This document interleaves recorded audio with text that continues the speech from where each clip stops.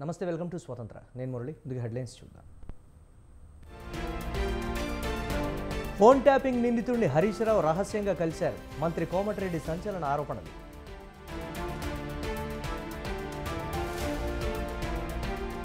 Mahabub Nagar MLC ఉప ఎన్నికల్లో BRS గెలుపు. నైతికంగా తామే గెలిచామన్న జూపల్లి.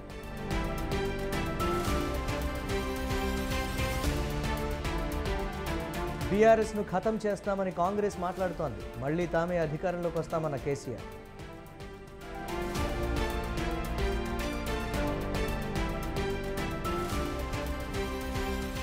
కౌంటింగ్లో ప్రతిక్షణం అప్రమత్తంగా ఉండాలి.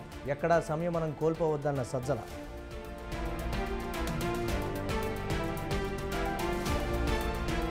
తిహార్ జైలుకు ఢిల్లీ సీఎం కేజ్రీవాల్. మధ్యంతర బెయిల్ ముగియడంతో జైల్లో సరెండర్.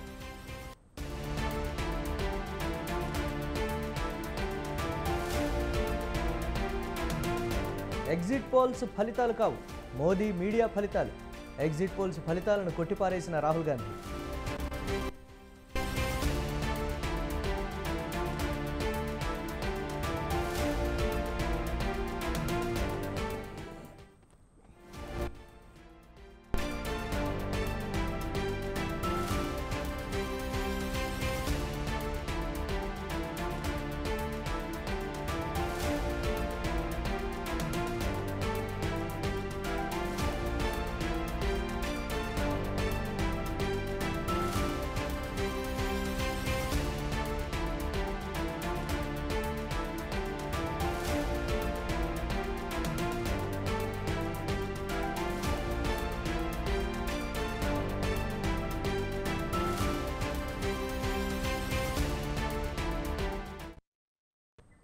కేంద్రంలో మూడోసారి అధికారం బీజేపీదేనంటూ ఎగ్జిట్ పోల్స్ అంచనాలు వెలువడడంతో కాషాయ పార్టీలో నూతనోత్సాహం కనిపిస్తోంది. ఈ క్రమంలోనే కన్యాకుమారిలో దాదాపు 45 గంటల పాటు ధ్యానం ముగించుకున్న ప్రధాని మోదీ వివిధ అంశాలపై సమీక్షలతో ఇవాళ షెడ్యూల్ బిజీగా కొనసాగుతోంది.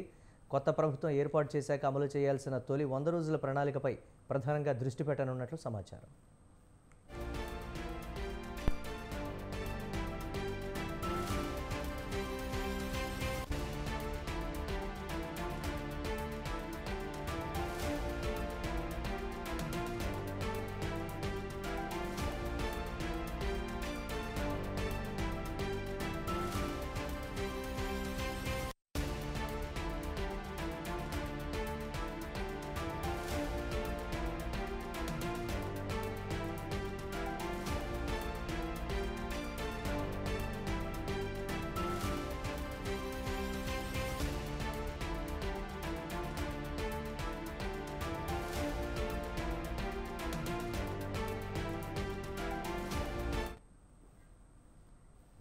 రెమాల్ తుఫాన్ కారణంగా ఈశాన్య రాష్ట్రాల్లో వరదల ప్రభావంపై ఉన్నతాధికారులతో ప్రధాని మోదీ తొలి రివ్యూ నిర్వహించారు.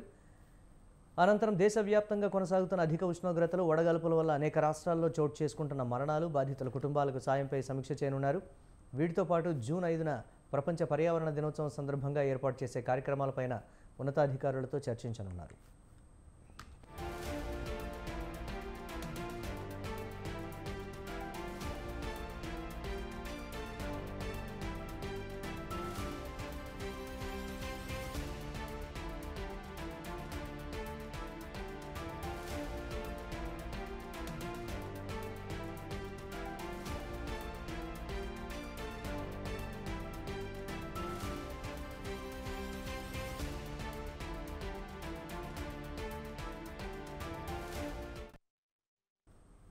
మూడోసారి అధికారం చేపట్టిన తర్వాత మొదటి 100 రోజుల కార్యాచరణపైన ఉన్నతాధికారులతో ప్రధాని మోదీ మేధోమథనం జరపనున్నట్లు సమాచారం. ఇందుకు సంబంధించిన ప్రణాళికను సిద్ధం చేయాలని ఎన్నికలకు ముందే కేంద్ర మంత్రులకు సూచించారు. 100 రోజుల్లో అమలు చేయాల్సిన కార్యక్రమాల ప్రాధాన్యతా క్రమాన్ని రూపొందించాలని ఆదేశించారు.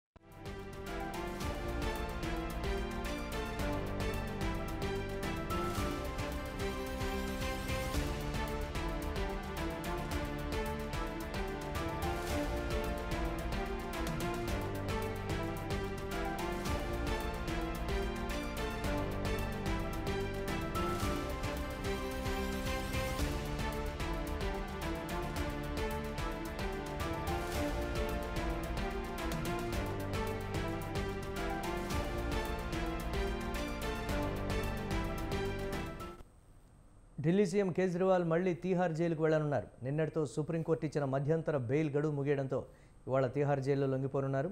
అంతకుముందు రాజ్ఘాట్లోని మహాత్మాగాంధీ సమాధిని దర్శించి బాపూజీకి ఘనంగా నివాళి అర్పించారు.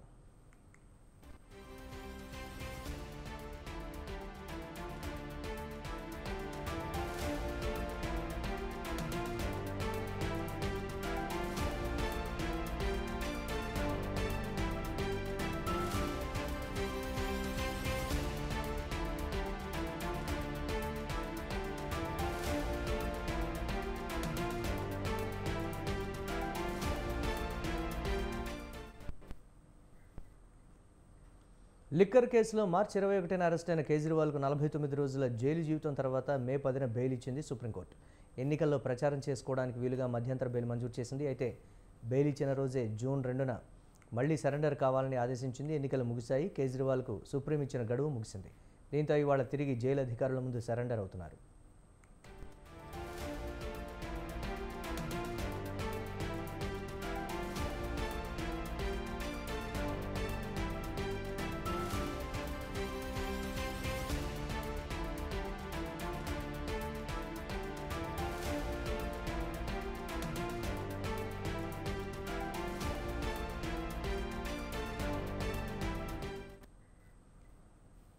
ఆరోగ్య పరీక్షలు చేయించుకునేందుకు మరో వారం రోజులు బెయిల్ గడువు పెంచాలని కేజ్రీవాల్ పిటిషన్ దాఖలు చేశారు. అయితే పిటిషన్ విచారించేందుకు సుప్రీంకోర్టు విముఖత చూపించింది.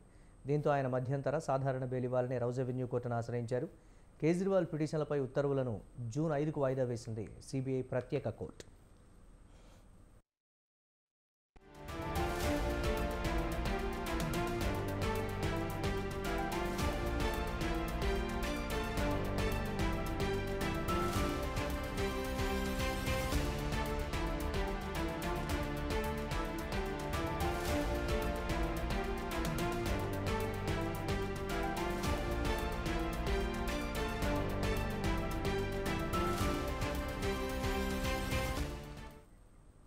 ఫోన్ ట్యాపింగ్ కేసులో సంచలన విషయాలను మంత్రి కోమటిరెడ్డి వెంకటరెడ్డి బయటపెట్టారు. ఈ కేసు విషయంలో అన్ని విషయాలు ఒక్కొక్కటిగా బయటకొస్తూ ఉండడంతో మాజీ మంత్రి హరీష్ రావు దొంగచాటుగా గత సీఎండీ ప్రభాకర్ రావును అమెరికా వెళ్లి కలిసి వచ్చారని ఆరోపించారు. మే 26న ఎమిరేట్స్ ఫ్లైట్ నెంబర్ EK525లో హరీష్ రావును కేసీఆర్ అమెరికా పంపారని విమర్శించారు. అమెరికా వెళ్లి ప్రభాకర్ రావును కలవలేదని ప్రమాణం చేయడానికి హరీష్ సిద్ధమా అని సవాల్ విసిరారు. ఎవరికీ చెప్పకుండా అమెరికా వెళ్లాల్సిన అవసరం హరీష్ రావుకి ఏమొచ్చిందని నిలదీశారు.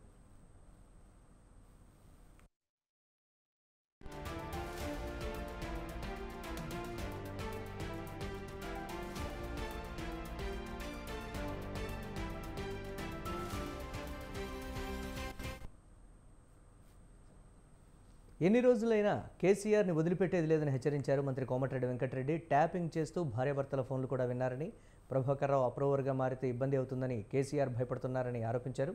రాక్షస పాలన పోయిందని తెలంగాణ ప్రజలు భావిస్తున్నారన్నారు. లోక్సభ ఎన్నికల ఓట్ల లెక్కింపు తర్వాత బీఆర్ఎస్లో ఎవరు ఉండరని మంత్రి కోమటిరెడ్డి వెంకటరెడ్డి అన్నారు.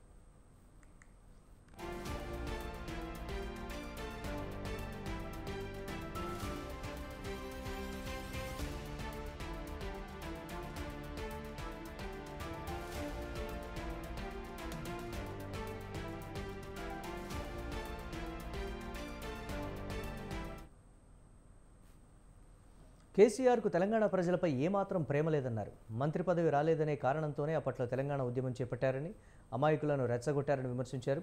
తెలంగాణ ప్రజలంతా సోనియా గాంధీకి రుణపడి ఉండాలని చెప్పిన కేసీఆర్ ప్రత్యేక రాష్ట్రం ఏర్పాటైన తర్వాత కుటుంబ సభ్యులతో కలిసి వెళ్లి ఆమె కాళ్లు మొక్కారని గుర్తు చేశారు.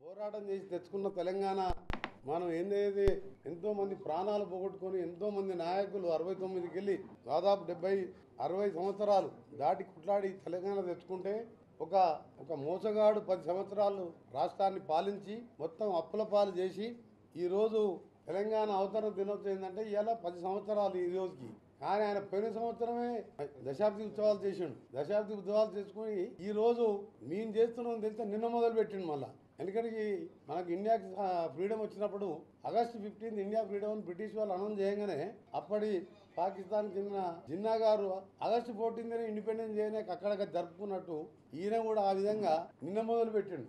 పోయిన సంవత్సరం చేసిండు. 6 దశాబ్దాలు పోరాటం చేసి తెచ్చుకున్న తెలంగాణ మనం ఏందైతే ఎంతో మంది ప్రాణాలు పోగొట్టుకొని ఎంతో మంది నాయకులు 69కి వెళ్ళి దాదాపు 70-60 సంవత్సరాలు దాటి కుట్లాడి తెలంగాణ తెచ్చుకుంటే ఒక మోసగాడు 10 సంవత్సరాలు రాష్ట్రాన్ని పాలించి మొత్తం అప్పుల పాలి ఇంకా ఆయన ఈరోజు మాట్లాడుతూ తెలంగాణ ఉద్యమం బీఆర్ఎస్ పాలన ఊహించుకుంటే ఇప్పుడు కూడా దుఃఖం వచ్చేలా ఉందంట.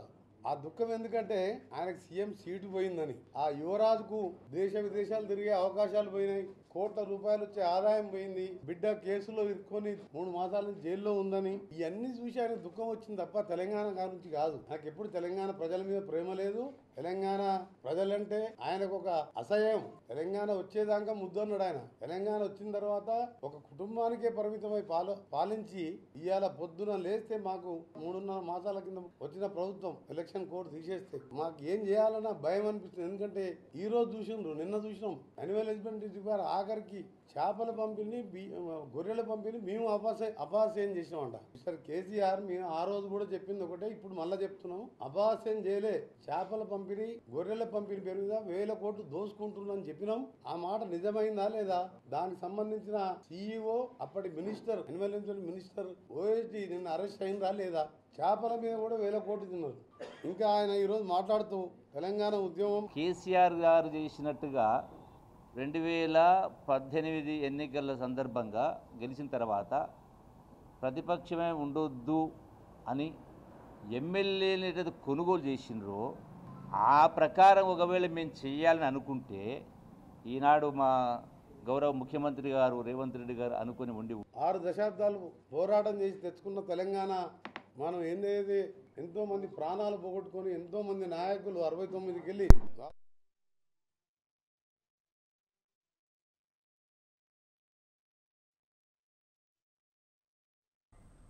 సీఎం రేవంత్ జాక్పాట్ ముఖ్యమంత్రి అని, ఏదో అదృష్టవశాత్తు సీఎం అయ్యాడని బీఆర్ఎస్ వర్కింగ్ ప్రెసిడెంట్ కేటీఆర్ అన్నారు.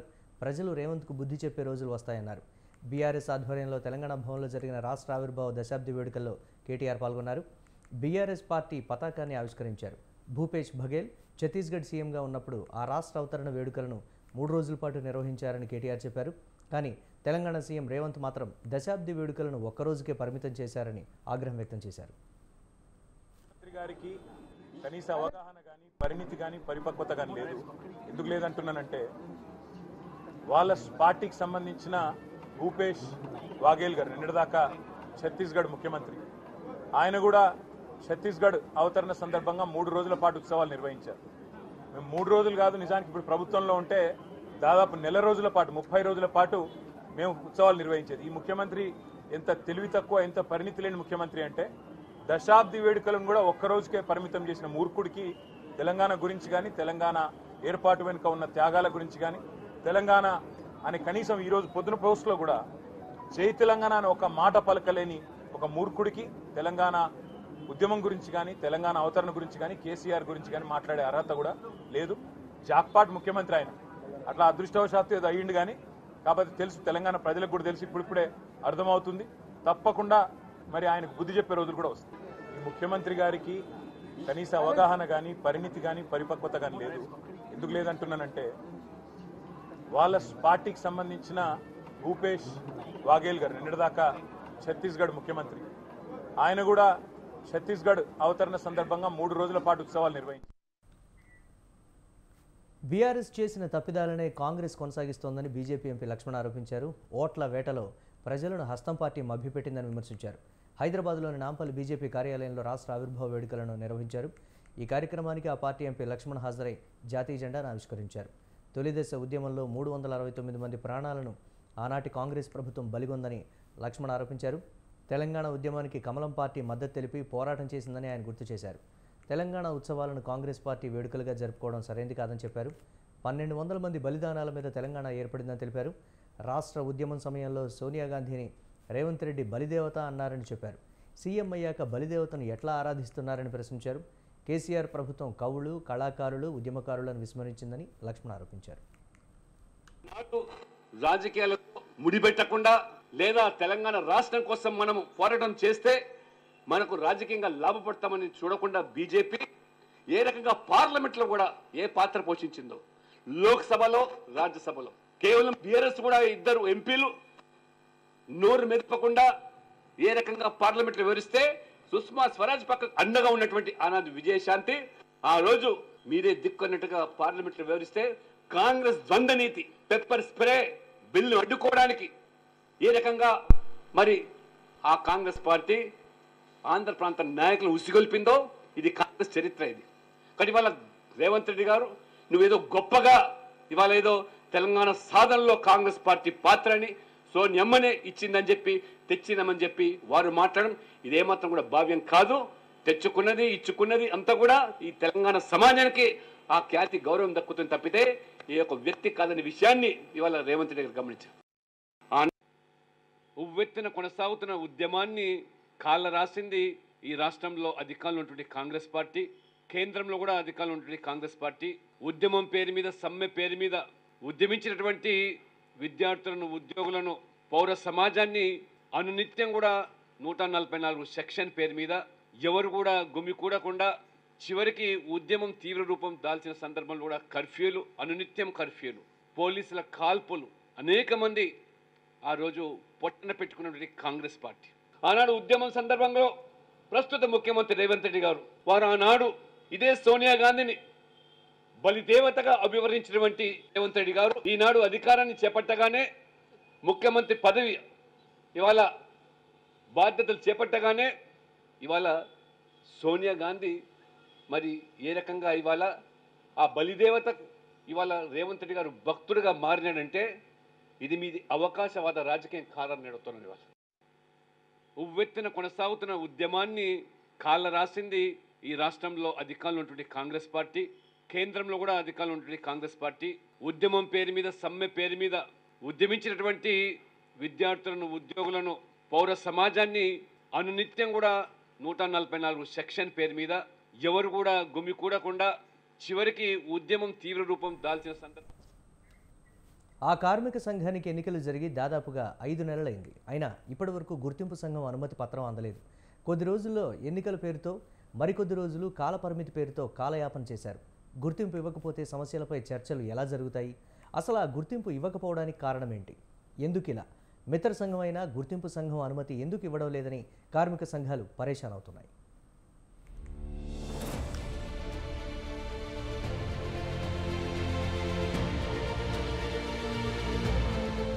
తెలంగాణలో కీలకమైన పారిశ్రామిక సంస్థ సింగరేణి. సింగరేణిలో గుర్తింపు సంఘానికి ఎన్నికలు జరిగి దాదాపుగా 5 నెలలైంది. గుర్తింపు సంఘంకు ఎన్నికలు జరగగానే ఎన్నికల్లో గెలిచిన సంస్థకు గుర్తింపు హోదా ఇస్తారు. ఇంత పెద్ద సంస్థ మరొకటి రాష్ట్రంలో లేదు. ఇక్కడ ఎన్నికలు కూడా సాధారణ ఎన్నికలను మరిపించే విధంగా సాగుతాయి. తెలంగాణ రాష్ట్రం ఆవిర్భావం తర్వాత గుర్తింపు సంఘం ఎన్నికల్లో రాజకీయ పార్టీలు డైరెక్టుగా రంగప్రవేశం చేసి తమ హంగులను ఉపయోగిస్తూ తమ అనుబంధ సంస్థలను గెలిపించుకునే కృషిలో కీలక పాత్ర పోషిస్తున్నాయి. 2017 ఎన్నికల్లో అప్పటి అధికార పార్టీగా ఉన్న బీఆర్ఎస్ కార్మిక సంఘాల ఎన్నికల్లో గెలిచింది. 2023లో జరిగిన గుర్తింపు సంఘ ఎన్నికల్లో కూడా అధికారంలో ఉన్న కాంగ్రెస్ గుర్తింపు సంఘ ఎన్నికల్లో గెలిచేందుకు చేసిన ప్రయత్నాలు బెడిసికొట్టాయి.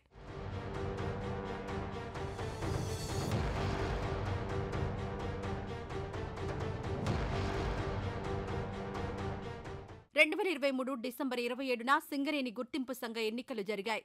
ఎన్నికల్లో ఐఎన్టీయూసీ, ఏఐటీయూసీ అనుబంధ సంస్థలు పోటీ పడ్డాయి. అంతకుముందు జరిగిన ఎన్నికల్లో కాంగ్రెస్, సిపిఐ కలిసి పోటీ చేసినా ఈ ఎన్నికల్లో మాత్రం ఆ 2 సంస్థలు వేర్వేరుగా పోటీ చేశారు. కానీ ఆ ఎన్నికల్లో కాంగ్రెస్ అనుబంధ సంస్థ ఓటమి పాలై సిపిఐ అనుబంధ సంస్థ ఏఐటీయూసీ గెలుపొందింది. ఇది జరిగి ఇప్పటికీ 150 రోజులైంది. 5 నెలలైనా గుర్తింపు సంఘమైన ఏఐటీయూసీకి ఇంతవరకు గుర్తింపు సంఘం హోదాను కార్మిక శాఖ ఇవ్వలేదు. సింగరేణిలో ఎన్ని సంస్థలున్నా గుర్తింపు సంఘానికి మాత్రమే చర్చల్లో పాల్గొనే అర్హత ఉంటుంది. ఇప్పుడు ఆ అర్హత ఏఐటీయూసీకొచ్చినా సర్టిఫికెట్ మాత్రం ఇవ్వలేదు. అయితే డిసెంబర్లో ఎన్నికల కోడ్ ఉన్నందువల్ల ఇవ్వలేదు. ఆ తర్వాత ఎన్నికల కోడ్ ఎత్తివేసిన సర్టిఫికెట్ను కార్మిక శాఖ అందించలేదు. ప్రస్తుతం ఎన్నికల కోడ్ ఉన్నా ఈ ఎన్నికల కోడ్కు ముందు 4 నెలల పాటు ఎటువంటి కోడ్ లేదు. అయినా సర్టిఫికెట్ను మాత్రం ఇవ్వలేదు.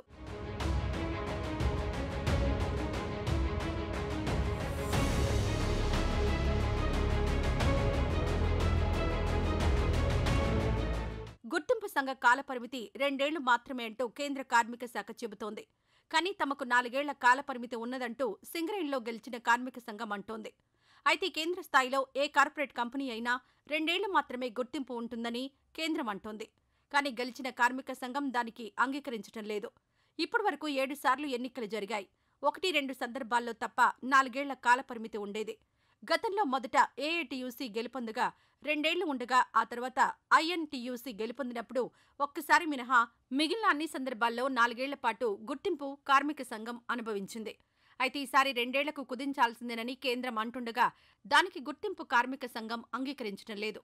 దీంతో గుర్తింపు కార్మిక సంఘానికి గుర్తింపు సర్టిఫికెట్ అందడం లేదంట. దీంతో సమస్యలు చర్చించాలంటే కార్మిక సంఘానికి పెద్ద సమస్యగా మారుతోంది. గుర్తింపు సర్టిఫికెట్ వచ్చిన తర్వాత నుంచి 2 ఏళ్లు పరిగణిస్తారా అన్నది మరో ప్రశ్న. ఈ సమస్య ఎప్పటికి పరిష్కారం అవుతుందో చూడాల్సి ఉంది.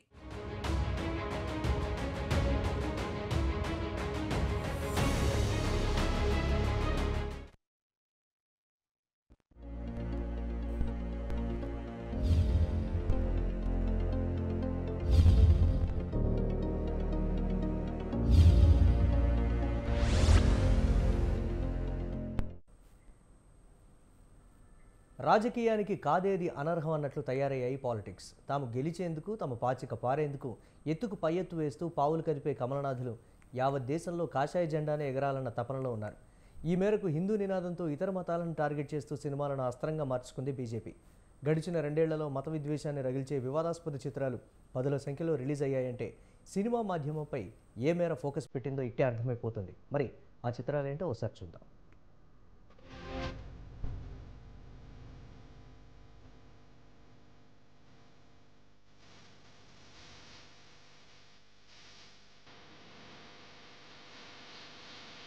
గత కొన్ని సంవత్సరాలుగా హిందుత్వ పార్టీల సిద్ధాంతాలే కేంద్రంగా వస్తున్న సినిమాల సంఖ్య గణనీయంగా పెరిగింది. ముస్లింలు, ఆదివాసీలు, ప్రగతిశీల శక్తులను టార్గెట్ చేస్తూ ఈ సినిమాలు రూపొందుతూ ఉండడం గమనార్హం. కుక్కపిల్ల, సబ్బుబిళ్ళ, అగ్గిపుల్ల, కాదేది కవిత కనర్హం అన్నాడు శ్రీశ్రీ. ఇప్పుడు ఈ నినాదం రాజకీయాలకు 100% అప్లై అయ్యే నానుడిగా మారింది. ఓటర్లను ఆకట్టుకునేందుకు రాజకీయ పార్టీలు ఏ చిన్న అవకాశాన్ని వదులుకోవు అనడం ఏమాత్రం అతిశయోక్తి కాదు. తాజాగా జరిగిన లోక్సభ ఎన్నికలను గమనిస్తే మరో వర్గంపై ద్వేషాన్ని పెంచడంపై రాజకీయ శక్తులు ఫోకస్ పెంచాయని అర్థమవుతోంది. అందుకు సినిమాను మాధ్యమంగా వాడుకోవడం గమనార్హం. గడిచిన 2 ఏళ్లలో 10ల సంఖ్యలో వివాదాస్పద చిత్రాలు వెలువడ్డాయి. ఈ సినిమాలన్నీ ఒక వర్గాన్ని టార్గెట్ చేస్తూ తప్పుడు సమాచారాన్ని ప్రజల్లోకి చొప్పించే ప్రయత్నం చేశాయనే విమర్శలు ఉన్నాయి.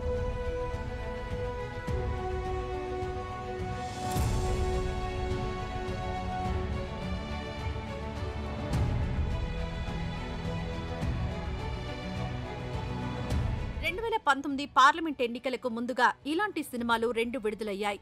అప్పట్లో వీటిపై చాలా చర్చ జరిగింది. వాటిలో ఎన్నికలకు 3 నెలల ముందు విజయ్ గుట్టే దర్శకత్వంలో వచ్చిన యాక్సిడెంటల్ ప్రైమ్ మినిస్టర్ మొదటిది. మాజీ ప్రధానమంత్రి మన్మోహన్ సింగ్ మీడియా అడ్వైజర్ సంజీవ్ భారు రాసిన పుస్తకం ఆధారంగా ఆ సినిమా తెరకెక్కింది. అందులో మన్మోహన్ సింగ్ పై కాంగ్రెస్ అధినాయకత్వం ఆధిపత్యం చలాయించినట్లుగా చూపించారు. అయితే ఈ చిత్రం విడుదలకు ముందే వివాదాస్పదమైంది. కాంగ్రెస్ బీజేపీల మధ్య ఓ రేంజ్లో డైలాగ్ వార్ నడిచింది. 10 ఏళ్ల పాటు దేశం ఒక కుటుంబం గుప్పిట్లో ఎలా ఉంచుకుంది, ప్రధాని పదవికి ఆ కుటుంబం నుంచి ఒక వ్యక్తిని సిద్ధపరిచే వరకు మన్మోహన్ సింగ్ ను పావులా వాడుకున్నారా? అధికారిక ట్రైలర్ విడుదలైంది చూడండి అంటూ బీజేపీ ట్వీట్ చేయడంతో దేశవ్యాప్తంగా ఉన్న కాంగ్రెస్ శ్రేణులు బగ్గుమన్నాయి. వాస్తవాలను వక్రీకరించారని ఆరోపించాయి. బాలీవుడ్ సినిమాలు ట్వీట్ చేయడమే బీజేపీ పనిగా పెట్టుకుందా అంటూ కొందరు నెటిజన్లు మండిపడగా, ఇక నుంచి వచ్చే ఇతర చిత్రాలకు సంబంధించిన ట్రైలర్లను కూడా బీజేపీ రివ్యూతో పోస్ట్ చేస్తే బాగుంటుందని మరికొందరు విమర్శించారు. ఇక ఈ మూవీ తర్వాత ఎన్నికలకు సమీపంలో the Tashkent files, who killed Shastri cinema విడుదలైంది. అందులో మాజీ ప్రధానమంత్రి లాల్ బహదూర్ శాస్త్రి మరణంపై ప్రశ్నలు సంధించారు. అయితే అది సమీక్షకుల మన్ననలు పొందలేకపోయింది. ఆ 2 సినిమాలను కాంగ్రెస్ పార్టీని లక్ష్యంగా చేసుకుని తీశారనే ఆరోపణలు అప్పట్లో వెల్లువెత్తాయి. అయితే ఈసారి మళ్లీ లోక్సభ ఎన్నికల నేపథ్యంలో 10ల సంఖ్యలో వివాదాస్పద చిత్రాలు ప్రేక్షకుల ముందుకొచ్చాయి.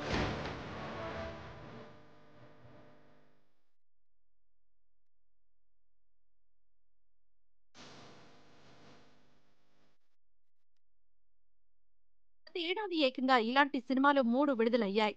వీటిలో మొదటిది ద కేరళ స్టోరీ.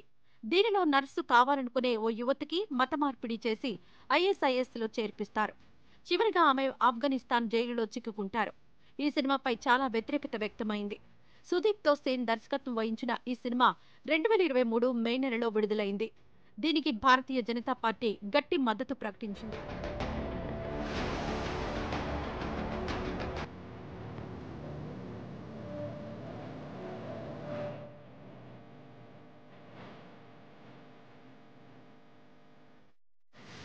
ఆ చిత్రం తర్వాత మరో మూవీ విడుదలైంది. అదే ద కశ్మీర్ ఫైల్స్. 1990లలో కశ్మీర్ నుంచి కశ్మీరీ పండిట్లను వెళ్లగొట్టినప్పటి పరిణామాల ఆధారంగా తీసిన ఈ సినిమాను వివేక్ అగ్నిహోత్రి తెరకెక్కించారు. ఈ చిత్రానికి కూడా బీజేపీ గట్టి మద్దతు ప్రకటించింది. ఈ సినిమా ఆనాటి వాస్తవ పరిస్థితులకు అద్దం పట్టిందని కమలనాథులు తెలిపారు. బీజేపీ అధికారంలో ఉన్న కొన్ని రాష్ట్రాల్లో ఈ సినిమాకు పన్ను మినహాయింపులు కూడా ఇచ్చింది.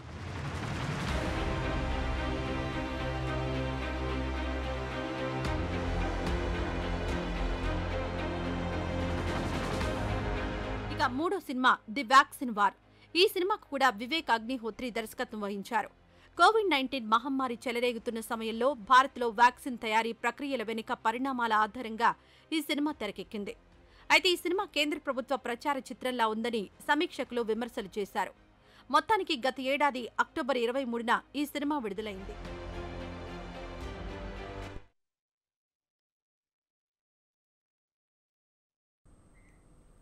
ఇవి ఇప్పటి వరకు అప్డేట్స్. కీప్ వాచింగ్ స్వతంత్ర.